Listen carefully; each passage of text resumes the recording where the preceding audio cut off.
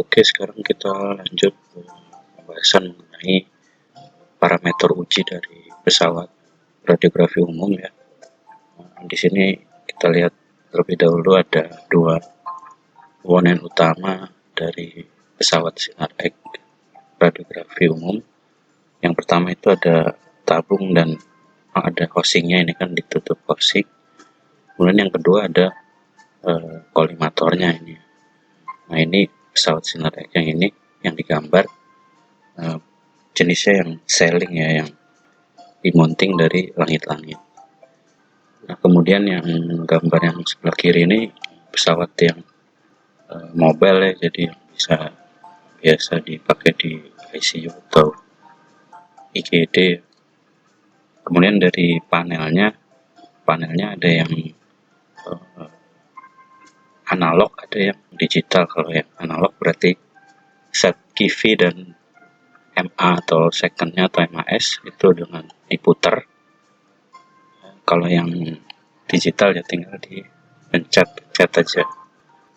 Nah, kita mulai pembahasan tentang parameternya. Dimulai dari parameter yang penentu keadaan pesawat ya. Di sini yang pertama ini iluminasi. Nah, di sini kan ada gambar ya. Jadi saya sekarang mau tanya dulu kira-kira atau misal saya adalah radiografer newbie gitu ya, atau radiografer magang, kemudian saya ada pasien ya untuk diperiksa torak gitu ya. Sekarang kan saya dapat kertasnya yang berisi nama pasien, pasien ID, umur gitu ya, dokter pengirim, dan tentu saja jenis pemeriksaannya. Di sini biasanya kalau yang seperti ini torak PA gitu ya. Kemudian ceritanya kan kalian semua atau yang nonton ini ya, ceritanya senior saya kan newbie gitu ya. Nah, kemudian saya ada pasien ini, kemudian saya set seperti gambar gini ya, areanya gitu ya, area yang disinar. Kemudian saya keluar siap-siap untuk expose. Kemudian kalian lihat kan, sekarang pertanyaannya, apakah ini sudah betul ya saya settingannya begini? Coba di pause dulu ini videonya. Apakah ini settingan saya sudah betul? Silakan di pause dan dijawab cuma betul atau tidak gitu. Nah, jika kalian menjawab belum betul atau tidak betul ini settingannya, maka kalian benar ya, karena di sini areanya kenapa ini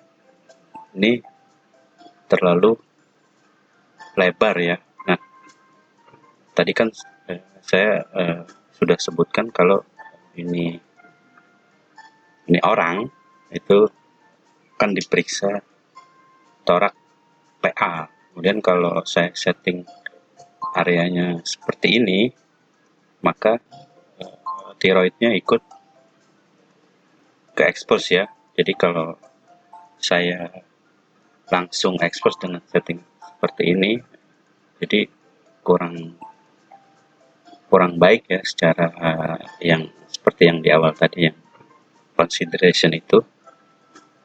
Nah, selanjutnya kalian akan suruh saya gimana gitu ya, kan ceritanya tadi senior gitu ya. Nah, kalian akan menyuruh saya untuk mengecilkan area penyinarannya atau luas lapangannya ini ya. Gimana caranya? Nah, yang pasti ini harus saya turunin dulu ya pesawatnya ya.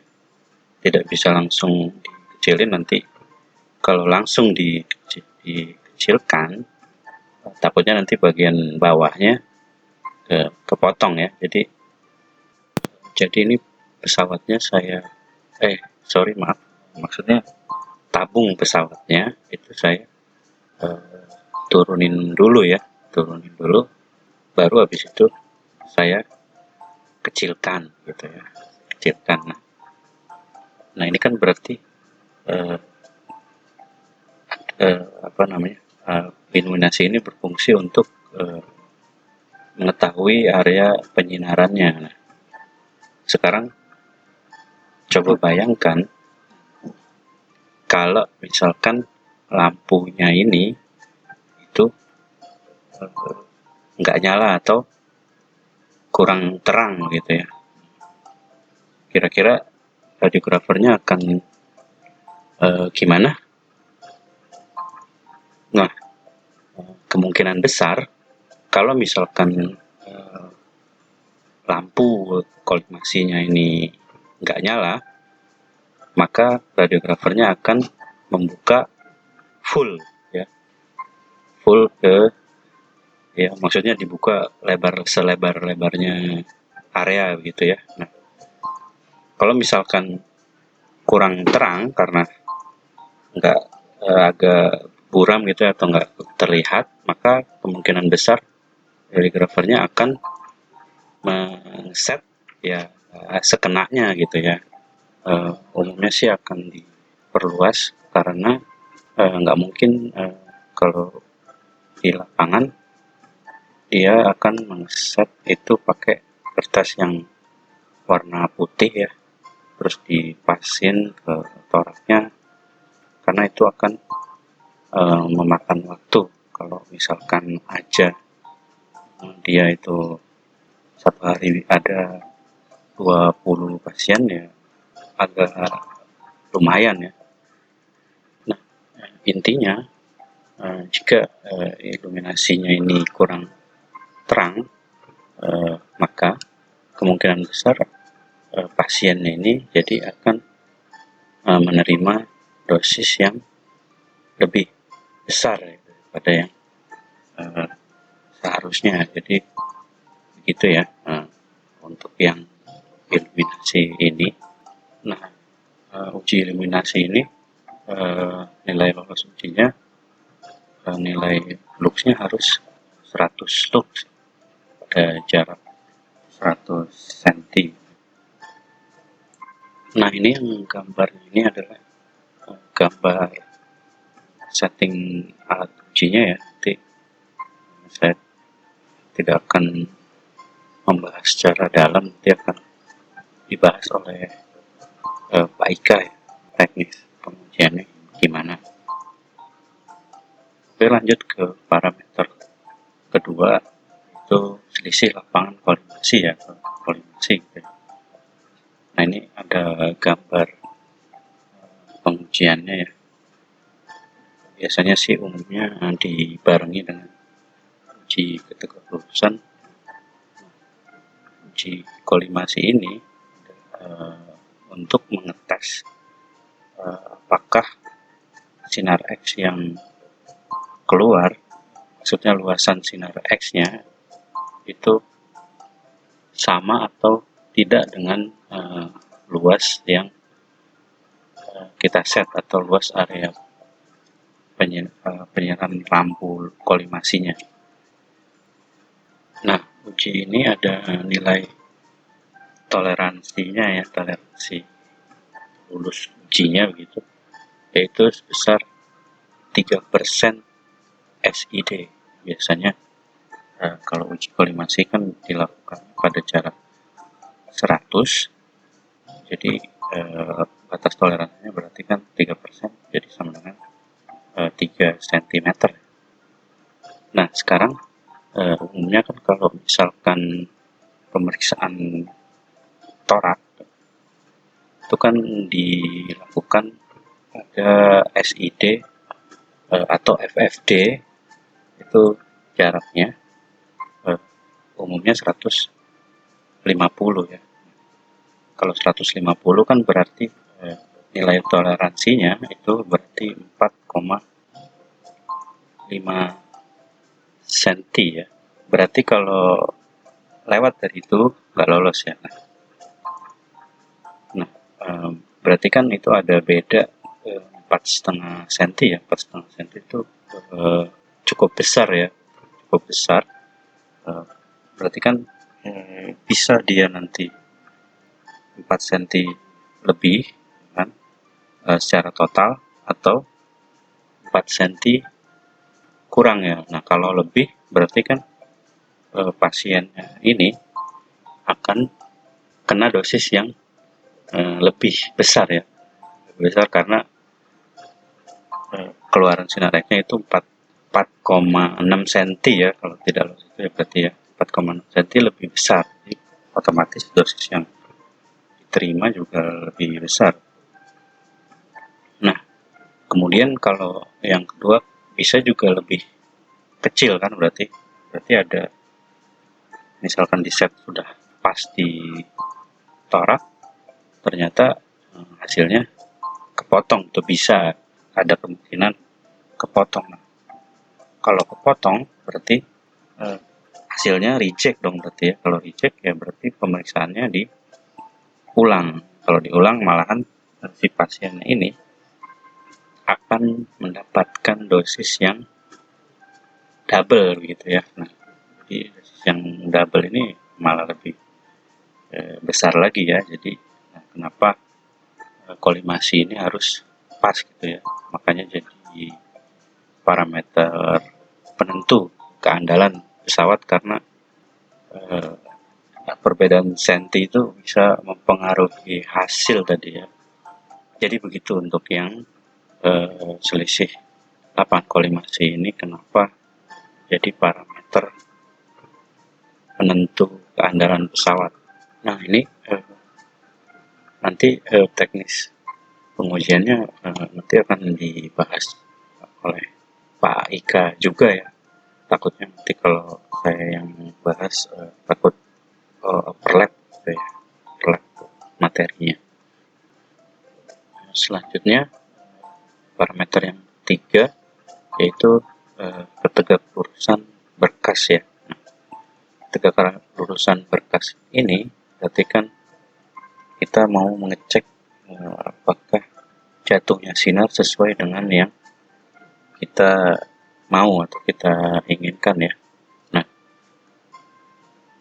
coba dibayangkan kalau misalkan ketegak lurusannya ini nggak bagus, berarti kan nanti sinarnya akan keluar miring ya, miring. Kita mau setnya selebar torak, ternyata cuma setengah potong aja, setengah bagian dari toraknya aja yang tercitrakan gitu ya. Kan secara citra jadinya ya reject juga ya. Kalau reject berarti mau nggak mau pemeriksaannya diulang ya kan, diulang lagi. Nah, ini lebih susah ya kan pengulangannya, karena kalian harus tahu dia miringnya ke arah mana. Miringnya ke arah mana, baru kita tempatkan si pasiennya ini ke arah jatuhnya kemiringan radiasi tersebut, baru kita bisa dapatkan citra yang toraknya tercitrakan. Sekaligus kalau yang di sini juga bisa dilihat ya apa-apa saja di komponen-komponen yang penting di X-ray ya. Nah, yang atas ini yang bagian tabung yang ada lampunya ya, berarti ini bagian kolimator, termasuk ada yang mirrornya ini ya, itu adanya di kolimasi ya. Untuk yang ketegak lurusan ini kalau misalkan nggak bagus ya otomatis sudah bisa dipastikan pemeriksaannya akan diulang, dan ngulangnya juga repot lagi tuh, karena harus mencari angle yang pas gitu supaya jatuhnya ya pas. Nah ini tegak lurusan ini ada nilai toleransinya itu 3 derajat ya, toleransinya 3 derajat. Oke, lanjut ke parameter selanjutnya, yaitu reproduksibilitas. Reproduksibilitas ini adalah uji untuk mengetahui apakah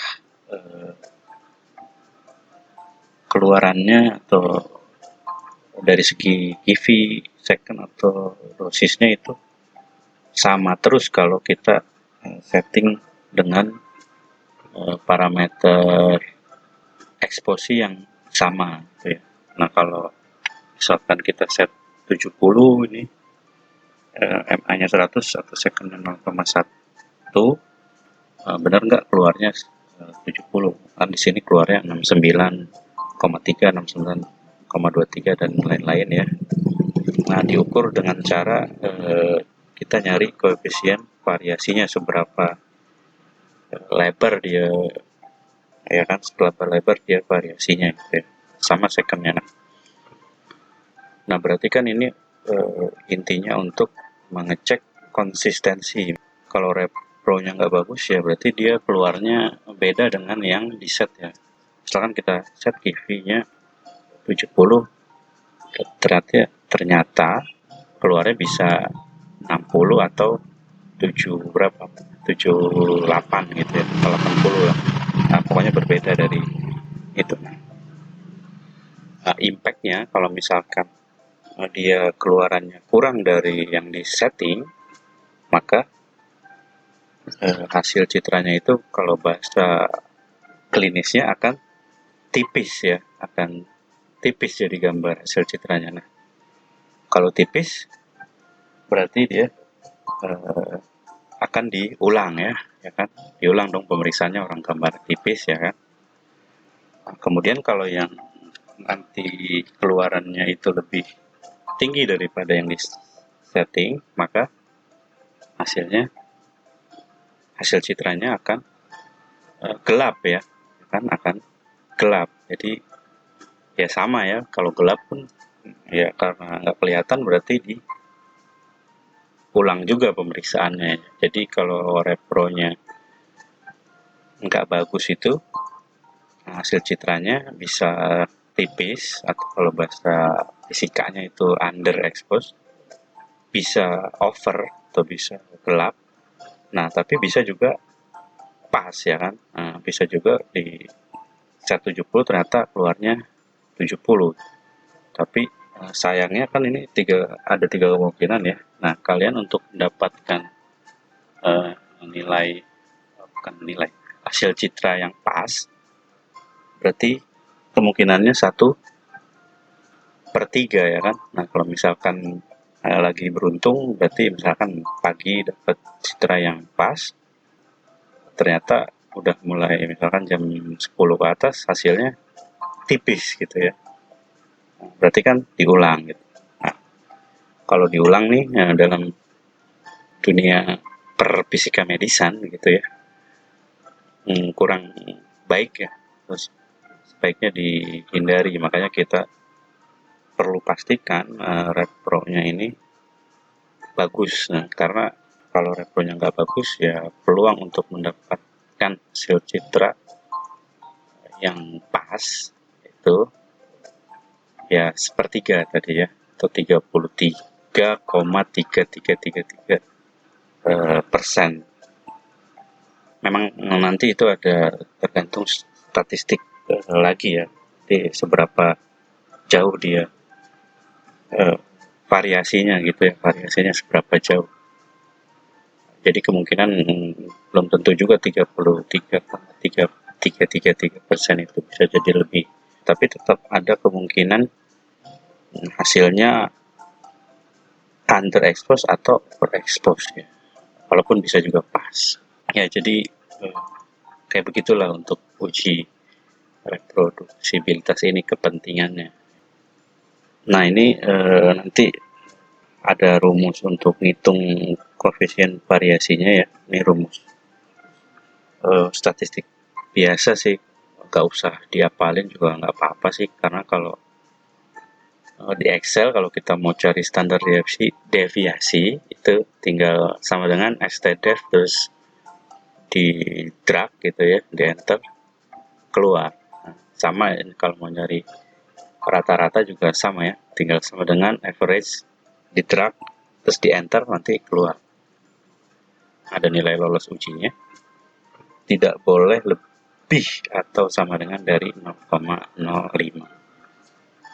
Oke, kita lanjut ke parameter yang terakhir yang menentukan keandalan pesawat ya, yaitu HVL. Nah, ini ceritanya ada dua citra yang diekspos dengan parameter eksposi yang sama, misalkan 56 kV dan 6 MHz gitu ya. Nah, cuma beda di pesawat.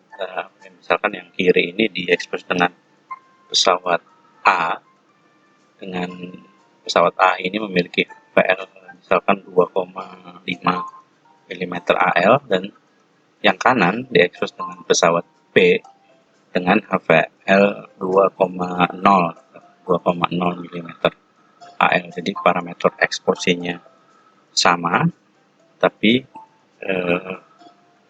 nilai HVL-nya berbeda ya, karena beda pesawat. Kira-kira kalau dari gambar ini bagusan yang mana citranya ya? Tanya dulu. Silahkan di pause dulu videonya, kemudian dipilih yang mana yang lebih bagus. Nah, kalau misalkan kalian jawab yang kiri yang lebih bagus, nah berarti kalian betul ya. Pertanyaan selanjutnya, kok bisa ya beda HVL doang, hasil citranya itu lebih bagus dari yang satunya? Kira-kira apa sih yang buat perbedaan ini, atau apa sih pengaruh HPL ke citra? Coba dipikirkan dulu sedikit ya, bisa di pause lagi videonya. Silahkan dijawab kira-kira kenapa.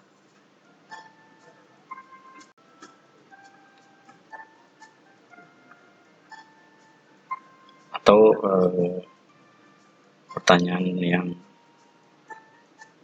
lain tapi maksudnya sama, apa sih dasar kita untuk menentukan suatu citra itu lebih bagus daripada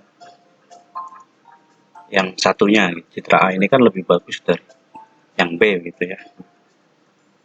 Dasarnya apa sih kenapa kalian bilang ini lebih bagus?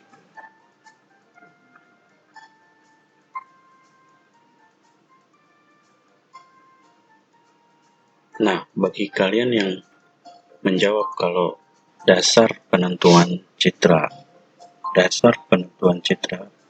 bagus atau tidak itu adalah resolusi, maka kalian belum betul ya. Nah, silakan dicoba kembali. Nah, kalau kalian menjawab dasar penentuannya adalah kontras, nah kalian belum betul juga ya, tapi hampir betul, karena yang benar adalah dasar penentuan suatu citra itu baik adalah noise ya. Nah, kan kalian mungkin bisa lihat ya gambar yang citra B nya ini lebih noisy gitu ya, bahasanya lebih noisy daripada citra yang A. Nah, noise ini ya, muncul karena banyaknya energi, atau bukan banyaknya, lebih banyak energi rendahnya berarti pesawat B ini, karena nilai HPL-nya ini lebih kecil daripada pesawat A, begitu. Nah, saya akan ilustrasikan hubungan HPL ini dengan noise terjadi pada citra ya.